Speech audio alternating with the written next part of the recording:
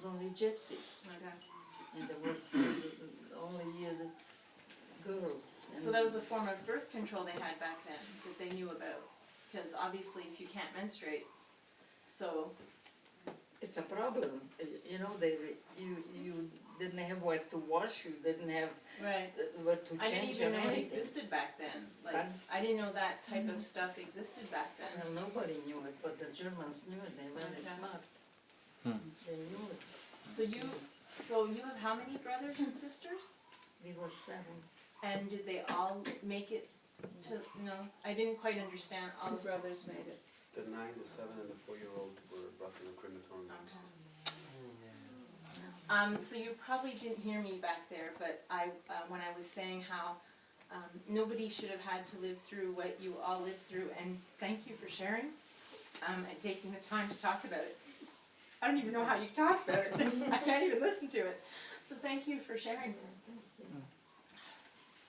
It was not easy.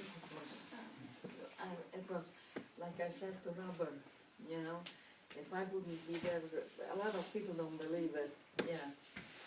By the way, here is my proof. Take a picture.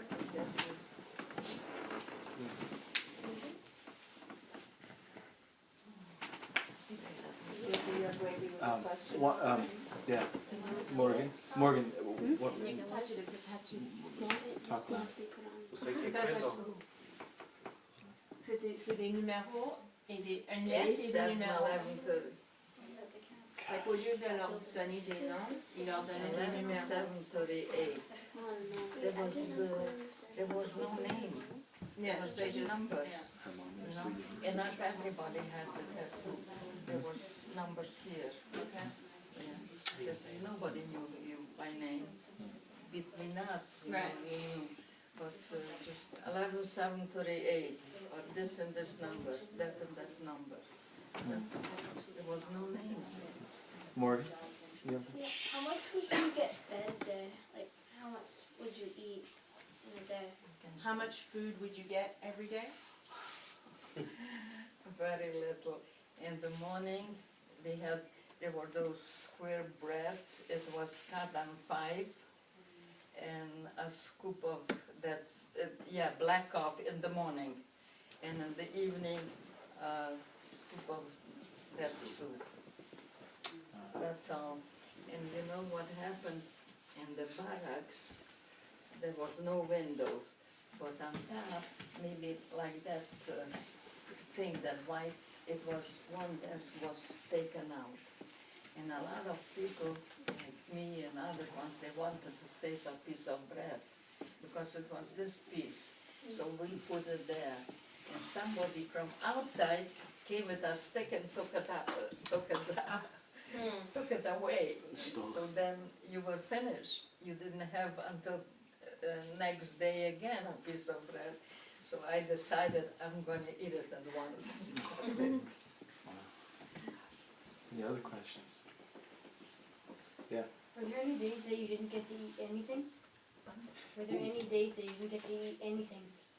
Were there days where you had no food at all? For punishment, yes. If somebody did something in the block, so they punished the whole block. So there was no... When you did the March of Death, Yeah. did you eat every day? What? Ah, Like I said, there was not even snow. they kicked the buckets of water on the floor. Yes. Yeah. You guys, you have to think. She showed you the tattoo, and you're not going to see a lot of people. It's the second time I see someone with a tattoo. A lot of them people, they tried to hide it, and because a lot of people are denying that the Holocaust even happened. A lot of people took it out. Took it out. And you know what?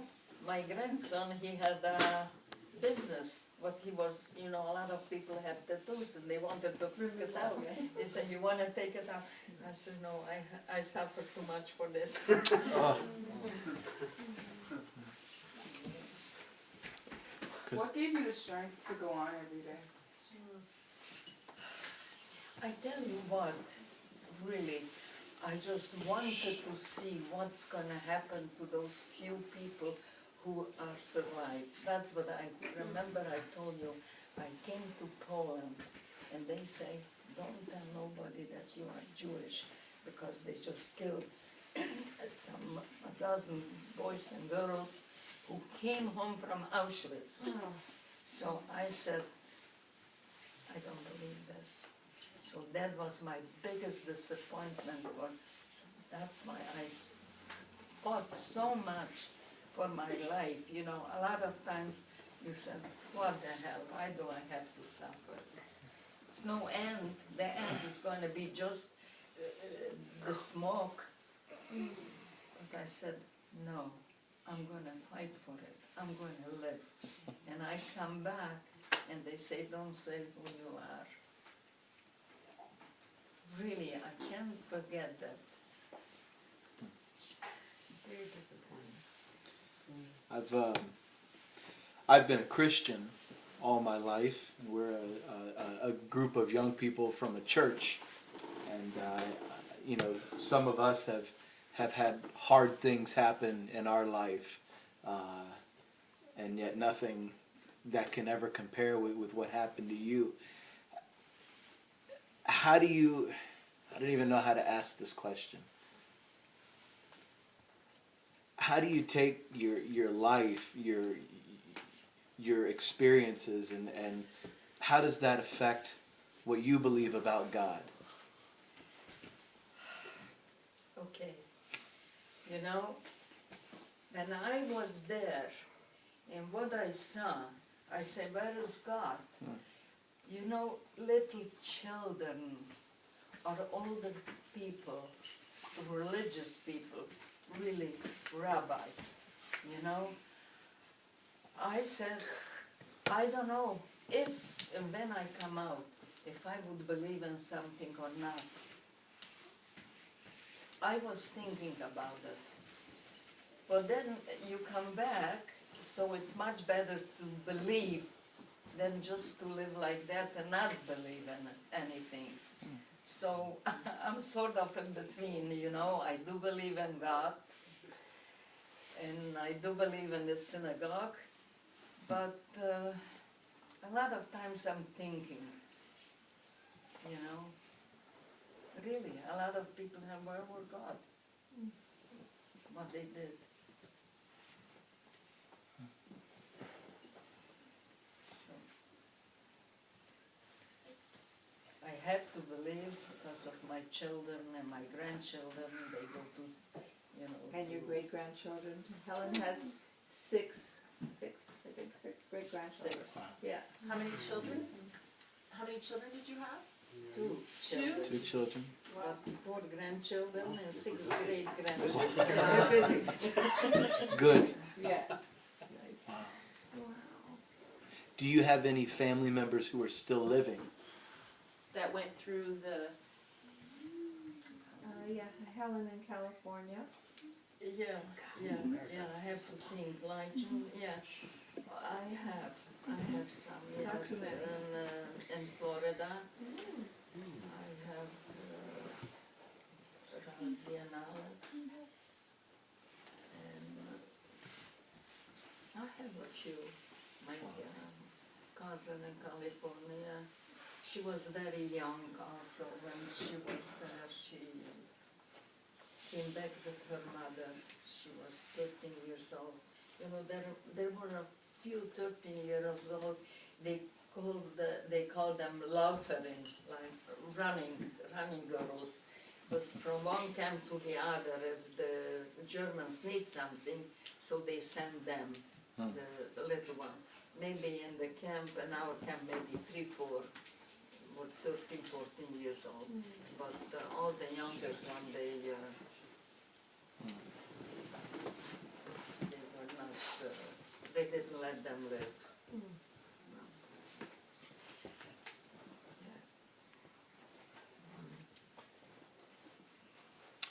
Any other questions? Yeah.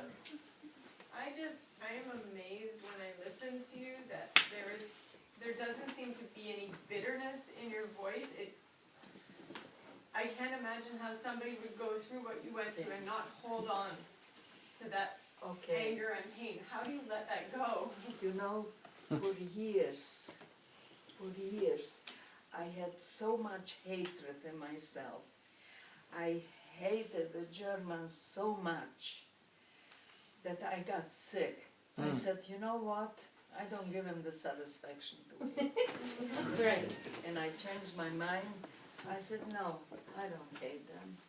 I don't hate them no more. Because it's very bad to live with hatred. You know, I just... And then I just thought it over. I said, I'm just killing myself. I don't say I forgive them, but I just don't hate them anymore. That's all. Yeah. Eli. Actually, at my school, there was a Holocaust survivor that came to talk, and difference between you and him is that, well, one, you've gone through more than he has. But that's not my point. He still hangs on to that anger. You don't. So that's pretty amazing. We met another Holocaust survivor at his school, and that man held on to his hate, but you didn't. Yeah. Yeah, Well, she no. got sick, and then she decided.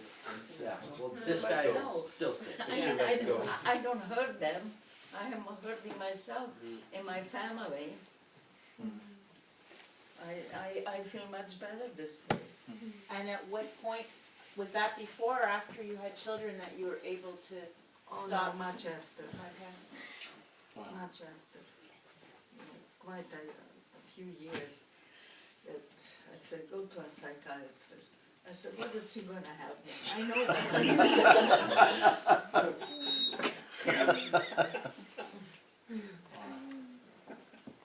Any other questions? Yeah. Did you experience any anti-Semitic behavior, I guess, towards you after the war? Did you experience any anti-Semitic behavior towards you after the war?